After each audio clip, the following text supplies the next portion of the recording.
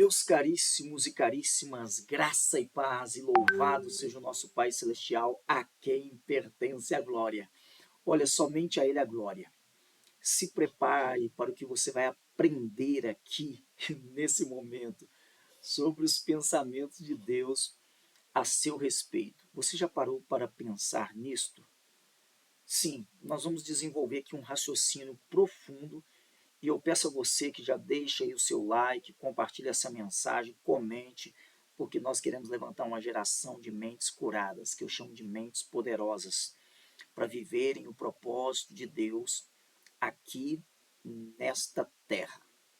E eu quero começar com um versículo bastante conhecido, que está lá em Jeremias 29:11, e diz assim: porque eu bem sei os pensamentos que penso de vós, diz o Senhor, pensamentos de paz e não de mal, para vos dar o fim que esperais. Essa ideia de paz, é por isso que em outra tradução diz assim, olha, o que é essa paz? Você sabe que a paz só há em Jesus, porque Jesus é a nossa paz. Mas diz assim, esse mesmo versículo, porque eu é que conheço os planos que eu tenho para vocês, diz o Senhor. Planos de fazê-los prosperar e não de causar-lhes dano. Planos de dar-lhes esperança e um futuro. Sim, pensamentos, planos, desígnios de Deus para a vida do homem, a fim de que ele viva o propósito para o qual ele o criou. Está na hora de nós compreendermos alguns princípios poderosos da palavra de Deus, a fim de nós, sairmos de um lugar de limitação, de vitimismo, de autocomiseração, de carência. Ele é que sabe os pensamentos, por isso que não é um pensamento carnal.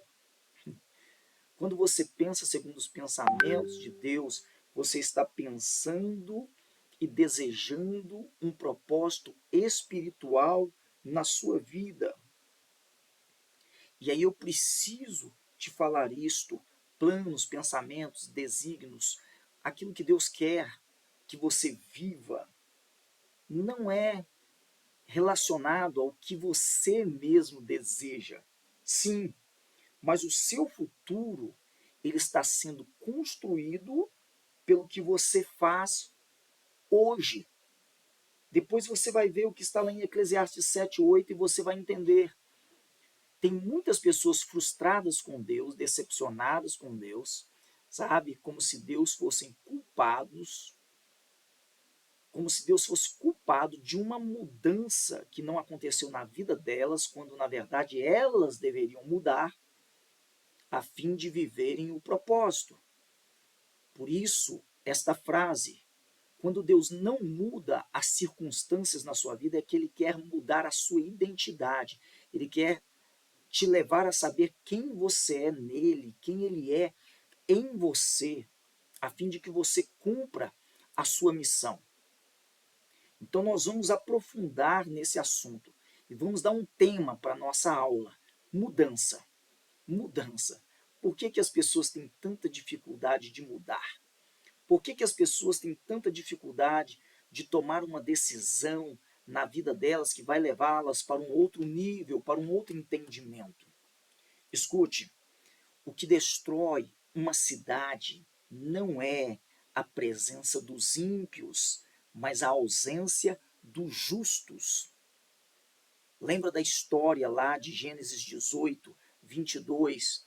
Sabe, a gente vai vendo o contexto bíblico, sabe, Sodoma e Gomorra, você vai vendo ali Ló, Abraão.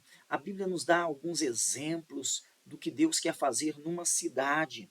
Então não é o ambiente que transforma as pessoas, são as pessoas que transformam o ambiente. É por isso que tem gente mexendo com ouro e ficando pobres, mas tem gente mexendo com lixo e ficando o quê?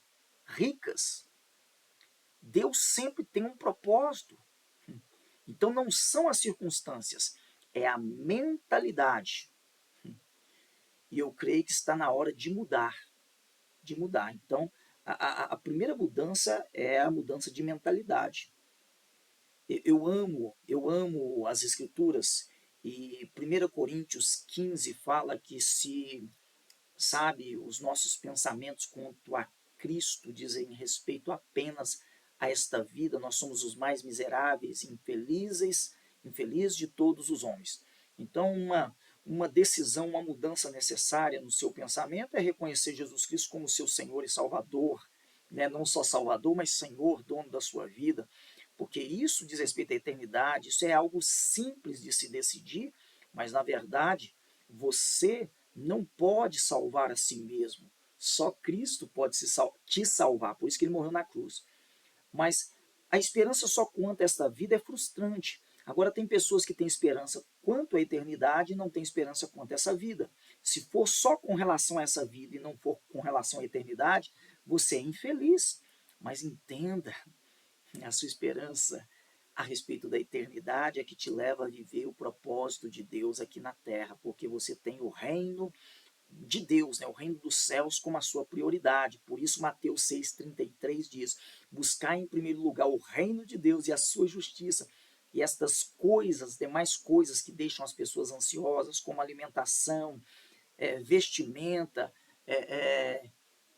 cobertura, né, teto, casa, as pessoas estão preocupadas com tantas coisas que Deus só quer acrescentar, elas estão ansiosas, mas não sabem que o reino é a própria revelação do Cristo. A sua justiça é porque é algo prático, não é algo teórico. Então, o que está precisando mudar na sua vida? O que você decide mudar hoje? O que você está disposto a fazer para viver estas mudanças? É sobre isso que eu quero falar, para que os pensamentos de Deus te governem, para que você viva o propósito de Deus. A sua decisão tem que ser hoje, porque se o tempo curasse, gente, Deus seria desnecessário. As pessoas falam que as coisas vão mudar com o tempo. Não, se fosse com o tempo, para que Deus, o Pai, teria enviado o seu Filho Jesus para morrer na cruz? Tem pessoas que estão esperando uma mudança e acham que com o tempo vai mudar, não muda nada. O tempo não resolve pendência mal resolvida. Se você tem alguma questão na sua vida lá do passado que está te afetando hoje, você vai ter que enfrentar, trazer para frente, sabe, ressignificar isso. Você vai ter que perdoar, você vai ter que resolver isso tudo para você viver os pensamentos de Deus. Por isso que a oração é uma chave também nesse seu relacionamento com Deus. Mas não é uma oração meramente religiosa. É uma oração que parte dos próprios pensamentos de Deus a seu respeito. Então, mudança é necessária, mas a vontade de alcançar é que gera essa sua habilidade para mudar. Sabe, o desejo, a vontade de acessar algo é que gera o quê? Essa habilidade para você mudar. Tem algumas pessoas que não têm sonhos, elas não sabem o que elas querem e por isso elas não estão mudando. Mas Deus quer te despertar para coisas que você nunca tentou para elas. Veja bem, a vida muda quando as nossas prioridades mudam. Até o final dessa aula, eu sei que você precisa atentar para o que eu estou dizendo, levar a sério o que eu estou dizendo. É uma questão de decisão, que você vai ter que cortar algumas opções que foram dadas para abraçar uma só até o final desta aula, mas eu preciso que você reconheça que a recompensa da dor é a sua vontade de mudar. Eu vou adiantar algo aqui. Escute o que eu vou te falar. Preste atenção. Eu tenho estudado por anos a fio a respeito de Deus. É claro que as Escrituras revelam quem Ele é, mas também procuro ter relacionamento com Ele na intimidade, mas também tenho estudado, lidado com pessoas, e você começa a entender as prioridades das pessoas, você começa a fazer leitura das pessoas e você percebe por que a vida de algumas pessoas não mudam. E é necessário entender isso aqui, eu fiz questão de anotar. Quem não busca mudança está se preparando para mesmice. Quem não busca mudança está preparando para a mesmice. O que é mesmice? É uma vida que não acontece nada diferente, uma vida em ciclos e não há rompimento e ela não vê nada além daquilo que ela está vivendo. Só que essa vida de mesmice também é uma vida mesquinha, é uma vida medíocre. E nós queremos arrancar pessoas, é por isso que nem todas as pessoas aceitam essa mensagem, porque é uma mensagem de confronto. E eu explico para as pessoas, gente, não fiquem chateados, não fiquem chateados. Confronto não é afronta. Às vezes nós precisamos de uma repreensão, nós precisamos acordar com relação a algumas áreas da nossa vida. E a gente está trabalhando essas áreas todas para mostrar às pessoas que tem coisa que pode mudar. Mas as coisas não mudam até que você mude. E provavelmente você já ouviu essa frase. E por que algumas pessoas não querem uma mudança de vida? E quando eu estou falando de mudança, eu não estou falando de algo momentâneo, não. Estou falando de transformação. Tá? Alguém disse que pode mudar e depois voltou para o mesmo lugar, ou pode melhorar e depois piora. Não, não é sobre isso. Estou falando de transformação, estou falando de progressão, de avanço. Né? Não é estagnação, não é retrocesso, é avanço, é crescimento, é cada vez mais. Sim, coisas melhores. Eu estava pensando sobre isso hoje, quando eu estava refletindo sobre desenvolvimento, né? Tirar o invólucro. Eu posto sempre aí também nas outras redes sociais, e eu estava lembrando de Pedro falando sobre desenvolver a nossa salvação. Às vezes a gente pensa assim, eu fui salvo, mas o desenvolver é você ir desvendando outros mistérios que envolvem a sua salvação, para que você viva esse propósito que Deus tem para a sua vida. Agora, sempre acontece uma crise na curva da mudança e as pessoas não querem passar por esse processo de confronto, porque você entra, sabe, eu costumo chamar de catarse, né? Você começa a acessar certas coisas, aí a mente parece que começa a ferver e você começa a pensar a respeito daquilo e na verdade não é para você ficar pensando, é para você tomar uma decisão. É para você ir para um outro nível, para você compreender mais profundamente essas questões, não apenas emocionais, físicas, mas também espirituais. Uma frase que me chocou recentemente, eu tenho compartilhado com algumas pessoas que me acompanham, é esta: saber o que a Bíblia diz não significa saber o que a Bíblia está dizendo. Você pode ter lido a Bíblia de Gênesis a Apocalipse e você sabe o que a Bíblia diz, mas o que ela está dizendo é diferente daquilo do que ela diz, porque você entendeu, você internalizou e agora você está vivendo as Escrituras. Então pense comigo sobre isso. Se você vê, quando você vê, você precisa de visão, aquilo que você vê determina o que você está disposto a mudar. Então, se não tiver alguém para te mostrar, para despertar que algo está errado, sabe, você nunca vai entender que há uma possibilidade de mudança ou transformação para você viver um novo nível. E esse confronto é a semente da mudança, e geralmente com consequências. Sim, e nem toda consequência é ruim, mas é só o início para você viver esse propósito de Deus, que é de paz, de fazê-lo prosperar, como nós lemos lá em Jeremias 29, 11. Então a confrontação, ela é a semente dessa transformação. E todas as vezes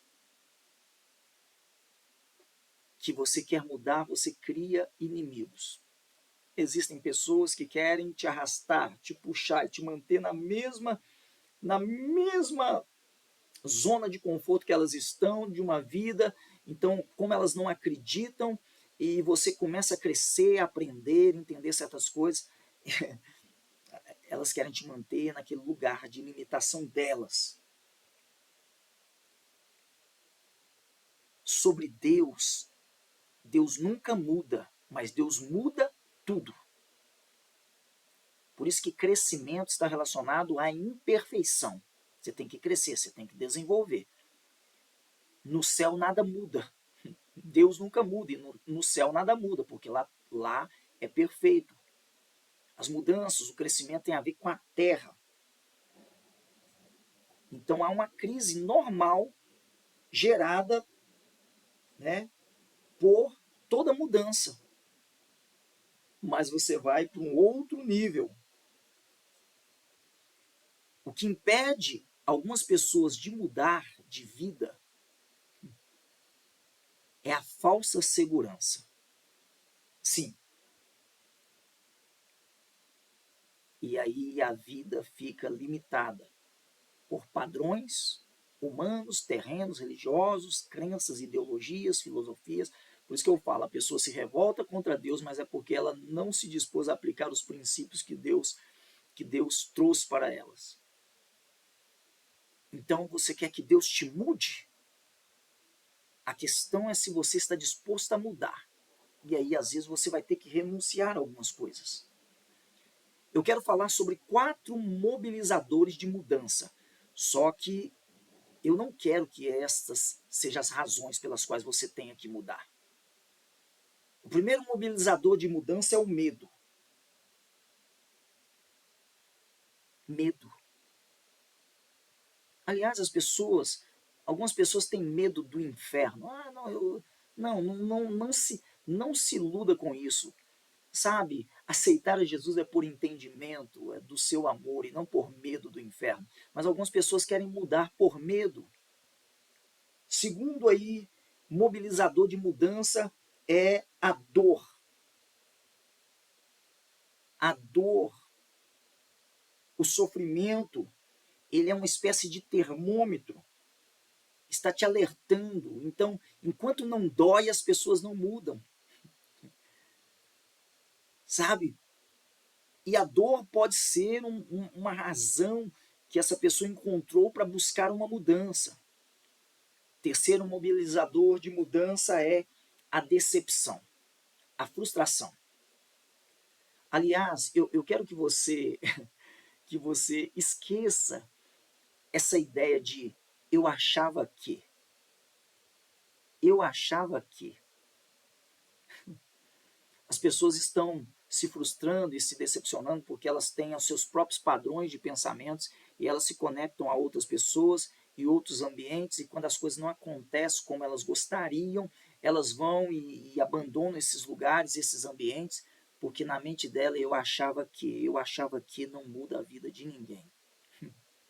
E às vezes você está conectado com as pessoas que vão ser bênção na sua vida e que vai te levar para um outro nível em todas as áreas da sua vida, mas como você achava que, então é o que a gente chama de você aprender a alinhar expectativas. Sem alinhamento de expectativas, a pessoa casa, aí ela não conversou sobre os princípios para o casamento e quando uma coisa dá errado, ela diz, eu achava que. Na verdade, esse talvez, mais do que problema financeiro ou outras questões que levam ao divórcio, né, é dito que muitas pessoas se divorciam por questões financeiras, talvez mais de 80%, mas na maioria das vezes o nível mais alto é porque expectativas não foram alinhadas antes. Então, quando uma pessoa não faz segundo o que você esperava, você diz, eu achava que. Então, como não é como eu esperava que fosse, então nós nos separamos. E assim também é na igreja, assim também é no ambiente profissional, é na escola. Eu achava que não muda a vida de ninguém. Agora, lembre-se, o quarto mobilizador de mudança, a vergonha. Passou vergonha, tem que mudar. Alguns se sentem envergonhados ou passam vergonha por causa do escândalo dos filhos. Alguma coisa que te deixou envergonhado te leva à mudança. Mas deixa eu te falar uma coisa, para a gente concluir essa aula. e você entender que Deus tem pensamentos a seu respeito e você começa a mergulhar mais profundo nesse entendimento de quais são os pensamentos de Deus. Antes de nós concluirmos, você precisa compreender isso. A sua decisão não deve ser por um mero desejo e nem por necessidade. A sua decisão de buscar um conhecimento mais profundo a respeito da sua vida, das áreas da sua vida, deve ser uma decisão baseada na consciência. Não é por necessidade. Ah, eu estou precisando. Não é porque você precisa, é porque você tem consciência. Sem consciência nada muda, é o primeiro passo. E eu estou aqui apresentando para vocês, eu vou deixar aqui na descrição deste vídeo, eu estou deixando aqui a plataforma Rubla para você entender princípios poderosos, para você entender áreas da sua vida que você sabe que precisam de alinhamento, você entender princípios bíblicos para você, sabe, começar a construir a sua vida sobre um alicerce sólido, um fundamento. Lembra que a casa construída na rocha pode vir temporal, pode vir vendaval, pode vir enchente, pode vir o que vier, ela vai permanecer firme. Então, eu estou disponibilizando isso. Algumas pessoas me acompanham e sabem da seriedade do meu trabalho, fruto de anos de estudos. Por que muitas vezes as pessoas veem os resultados de outras pessoas, elas querem o que as pessoas acessaram, mas elas não estão dispostas a fazer o caminho que essas pessoas fizeram? Você já parou para pensar sobre isso? Elas não querem estudar a respeito do que elas estudaram. Daí surge a comparação, inveja. Você nunca celebra as conquistas, as histórias de outras pessoas. Aliás, se você não o fizer, você também não vai romper. Como você deve abençoar as pessoas que entenderam? E quando você abençoar essas pessoas, você também vai começar a entender. Então eu vou deixar o link da plataforma Rubla aqui para vocês. Ascensão dos Improváveis. Vencer nós, você em missão, sua essência real, nosso ótimo ser. Cumprindo-se Jeremias 29:11 e tantos outros textos da Bíblia.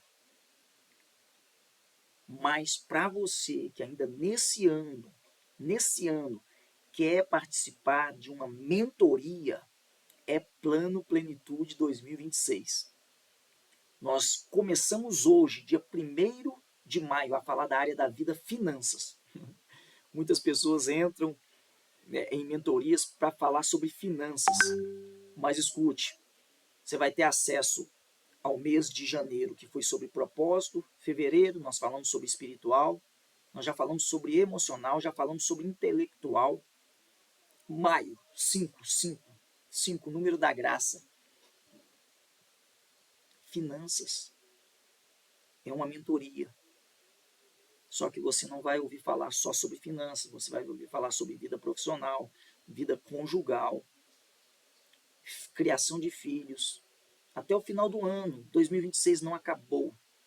Você ainda tem a oportunidade, é só entrar em contato comigo, é só deixar uma mensagem aqui, eu vou te passar aí o meu contato. Gente, está na hora de você treinar a sua mente. Está na hora de você viver os planos de Deus, para você não se frustrar consigo mesmo e com as pessoas, e às vezes se frustrar com Deus e achar que a culpa é de Deus por você não estar vivendo aquilo que você gostaria de viver. Tá bom? Eu quero fazer uma oração antes de nós encerrarmos. Compartilhe essa aula sobre mudança. Tem que mudar, não dá mais para viver mais nesse lugar. Compartilhe com mais alguém. Talvez você fale assim, não, pastor, minha vida espiritual está ótima, minha vida emocional está ótima, está tudo certo, minha vida financeira está ótima. Aliás, quando se fala de vida financeira, quem está comigo já no Plano Plenitude sabe, eu comecei hoje já dando um alerta. Primeira coisa que você precisa saber sobre dinheiro, não corra atrás dele. Primeira coisa, isso é um princípio. Depois você vai começar a compreender o propósito do dinheiro na vida de um homem. Mas compartilhe com uma pessoa, porque não adianta você estar financeiramente bem e a família destruída. E você sabe que tem algumas pessoas que o problema deles não é dinheiro, é emocional, é espiritual, não sei. E aí você pode compartilhar com alguém que precisa desse plano para viver o propósito.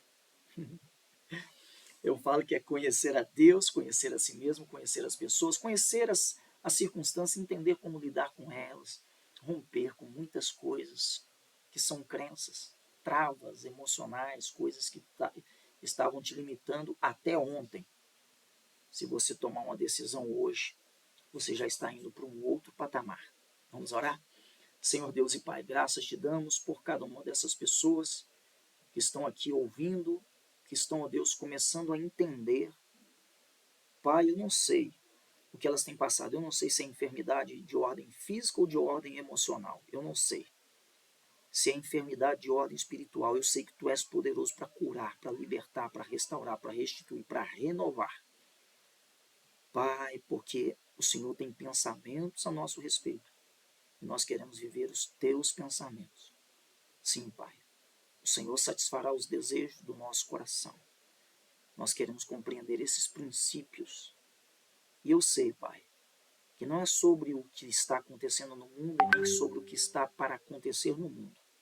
É sobre nós entendermos quem somos e quem Tu és neste mundo, a fim de vivermos em plenitude para louvor da Tua glória.